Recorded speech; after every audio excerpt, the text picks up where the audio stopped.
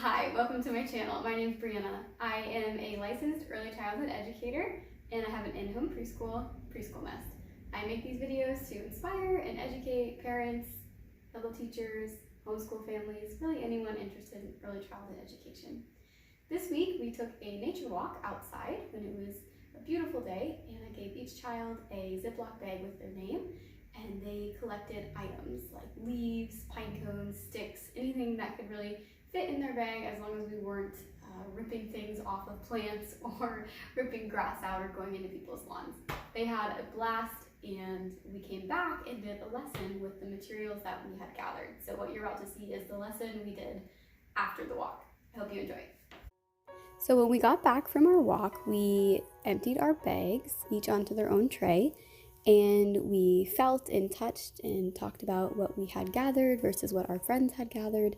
We then went into a sorting activity. So we separated all of the yellow leaves into one pile, the green leaves into a pile, the sticks into a pile, seed pods into a pile. I think we had a few red leaves, and we separated. Some of the kids needed help with this activity, so I guided them through, like, oh look, here's your yellow leaf. I'm gonna put it over here. Can you find another yellow leaf? And then they would find their yellow leaf, and we would help, and I would help them on their tray to find those matches and to sort appropriately. We then counted how many of each item each student had found.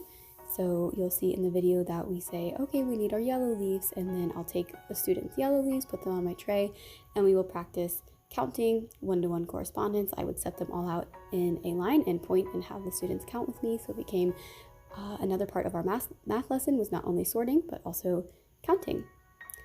After we were done with this lesson, I laminated the leaves, and I made a leaf matching and sorting game so that we can relive the fun over and over again. And I showed the students so that they knew their collections were being utilized well. I think that is also important if they are going to take the time invested in gathering things outside to have a functional way to save and utilize those items, I think is important. So whether you make leaf matching card games, or you make an art project out of the items, or maybe you make a sensory bin, you could also cut leaves. There are a lot of ideas that you could do to preserve the art so that they don't feel like the work they did was for nothing. Thanks so much for watching our nature math lesson. I hope that you enjoyed it. Please comment below with some of your favorite nature activities and how you best preserve the items that you find in nature. Like and subscribe for future videos.